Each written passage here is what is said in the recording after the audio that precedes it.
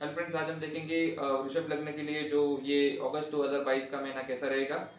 जब मंगल जो है वो आपके लग्न के 12वें भाव में है, तो मंगल और राहु जो साथ में है उस वजह से आपको गुस्से पे काबू रखना चाहिए। और गुस्से पे काबू रखने का मैं एक अच्छा उपाय आपको देता हूँ। वो चांदी के गिलास में पानी पीते रहना चाहिए, जिससे कि आपका गुस्से पे काबू रहे। इसके अलावा आपको मंगल और राहु साथ में है तो आपको गाड़ी भी बहुत संभल के चलाना चाहिए।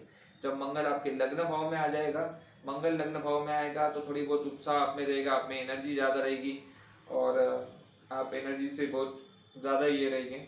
लेकिन आपका 12वें भाव का स्वामी पहले भाव में आ रहा है, यानी इस वजह से आपको कहीं ना कहीं थोड़ा सा मेंटल पीस डिस्टर्बेंस मुझे दिखाई देता है। उस वजह से मैं कहूँगा कि आप हनुमान चालीसा का अगर पाठ करेंगे तो वो भी एक बेहतर होगा लगभग आगे। और इसके अलावा चांदी के गिलास में पानी पीते रहेंगे तो वो एक अच्छी चीज़ होगी। और गुस्से पे काबू रखना है आपको। अगर ये चीज़ हो जाए आपसे तो मंगल आपका कुछ ज़्यादा बिगाड़ नहीं पाएगा और बेहतर ये देगा। उसके बाद शुक्र जो है वो आपके सेकंड हाउस में है। शुक्र आपके सेकंड हाउस में है, तो शुक्र अगर आपके सेकंड हाउस में है तो आपको वाणी जो है वो बेहतर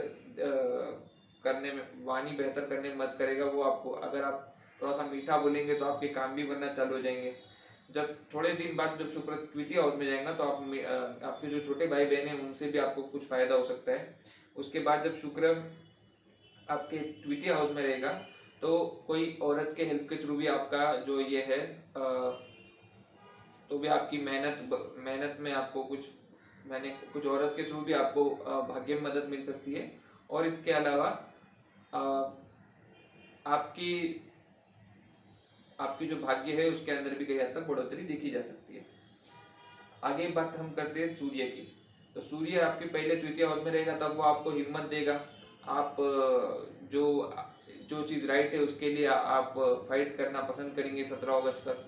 तो 17 अगस्त तक आपको हिम्मत देगा, करेज देगा कि आप चीज़ों के लिए खड़े रहे और जो भी आपको गलत लग रहा है उसके लिए आप खड़े रह सकते हैं। सूर्य आपका चतुर्थ भाव में आएगा तो फिर एक चीज़ है हेल्थ के रिलेटेड। 17 अगस्त के बाद जब सूर्य आपके चतुर्थ भाव में आएगा तो आपको ये देखना है कि लाल किताब कहती है कि अगर चतुर्थ भाव में अगर सूर्य आ रहा हो तो उस समय हार्ट अटैक आने की संभावना होती है अगर उम्र 40 से 45 के ऊपर हो तो अगर आपको हार्ट अटैक से बचना है, अगर आपको हार्ट अटैक या उससे संबंधित तकलीफ से बचना है और आपके मेन कुंडली में भी अगर हार्ट अटैक की हो गई, जैसे कि आपके बचपन के इसमें भी अगर सूर्य, आपके जो जन्म के इसमें भी अगर सूर्य जो है वो चतुर्थ भाव में है तो उससे भी हार्ट अटैक के चांसेस रहते हैं। अगर जन्म चार्ट भी बता रहे हैं और अभी का गोचर भी बता रहे हैं और आपका उम्र 40 से ऊपर है तो इस केस में आपको थोड़ा सा अपने खान पान के ऊपर ध्यान देना पड़ेगा। बुध जो है आपके चतुर्थ भाव में, बुध आपके चतुर्थ भाव में है। तो बुध चतुर्थ भाव में है तो आपको ये दरम्यान जो है बुध ये दरम्यान आपको जो है आपको धन दे सकता है, लेकिन किस चीज से?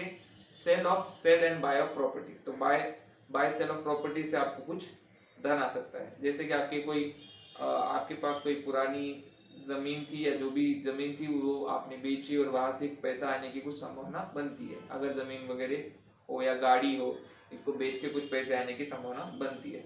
अगर बुध जब आगे आ जाएगा फिफ्थ हाउस में तो आप स्पेकुलेशन के थ्रू एक अच्छा पैसा कमा सकते हैं। स्पेकुलेशन के थ्रू आप अच्छा पैसा कैसे कमाएंगे कि जब आपका बुध आगे आ जाएगा फिफ्थ हाउस में तब आप इंट्राडे स्टॉक रिलेटेड कारोबार, शॉर्ट टर्म का कुछ कारोबार कुछ लिया और उसको कुछ दिनों बाद महंगे में बेच दिया। बेसिकली शॉर्ट टर्म स्पेकुलेशन जो है इसके अंदर आप एक बड़ा पैसे बनाएंगे। इसके बाद जो केतु है वो आपके छठे भाव में है तो आपको जॉब में हो सकता है थोड़ी सी इनसेटिस्फेक्शन महसूस हो। जॉब में केतु की इनसेटिस्फेक्शन जो है उसको कम करने के लिए आपको काले कुत्ते को रोटी खिलाते रहना चाहिए।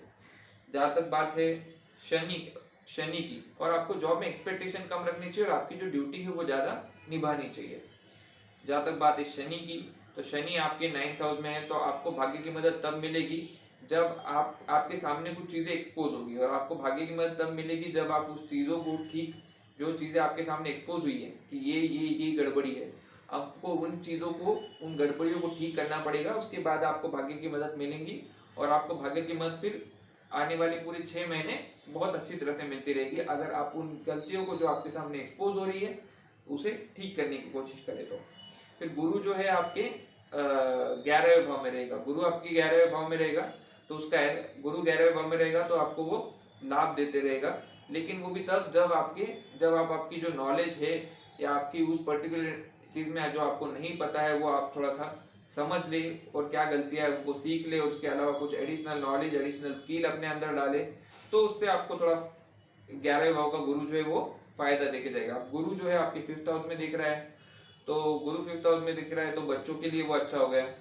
उसके बाद गुरु जो है 3rd हाउस को दिख रहा है यहाँ से, तो आपकी कम्युनिकेशन जो है वो अच्छी रहेगी, नेबर्स के साथ भी रिश्ते अच्छे रहेंगे। और गुरु जो है वो आपके 7th हाउस को देख रहा है, तो स्पाउस के साथ भी आपके संबंध बेहतर रहेंगे। तो ओवरऑल जो है ये 11वें भाव का बैठा हुआ गुरु आपको फायदा देते रहेगा। तो नेट में मुझे ये लगता है कि मैं इस कुंडली को 10 में से 7 मार्क देना चाहूंगा, क्योंकि मंगल की जो पोजीशन है, जो गुस्से पे काबू, वो एक इशू है जिसके लिए मैंने कहा कि चांदी ग्लास का इस्तेमाल करना है। उसके बाद मैंने दूसरा जो इशू है वो केतु 6ठे भाव में है, कि आपकी जो जॉब रिलेटेड प्रॉब्लम है वो एक इशू है, और जिसके लिए कि आपको काले कुत्ते को रोटी खिलाते रहना है जिससे कि आपको जॉब सेटिस्फैक्शन बना रहे। और तीसरी चीज़ है कि शनि और गुरु का जो वक्री होना है, उन चीज़ों को समझ के आपको करना पड़ेगा। शनि का वक्री मतलब क्या है कि आपके प्रॉब्लम जो सामने आ रहे हैं उनको फेस करते चलिए, उनको उनकी क्या सोल्यूशन है वो निकालने की कोशिश करिए, और आपको भाग्य मदद करेगा। और 11वें भाव में जो गुरु है वो आपकी तब मदद करेगा जब आप थोड़ा, अगर आपकी स्किल थोड़ा बढ़ाएंगे और किसी काम में हैं आप और अपनी स्किल बढ़ाते हैं किसी चीज़ को सीख के, तो उस सिचुएशन में आपको ज़्यादा फायदा मुझे दिखाई देता है। तो अगर ये प्रॉब्लम और इसके सॉल्यूशन आपको समझ में आ गए हैं, और अगर आपको ये वीडियो पसंद आया तो इस वीडियो को लाइक करिए, चैनल को सब्सक्राइब करिए, अगर आपकी कुछ सजेशन है तो नीचे कमेंट करिए। Thank you.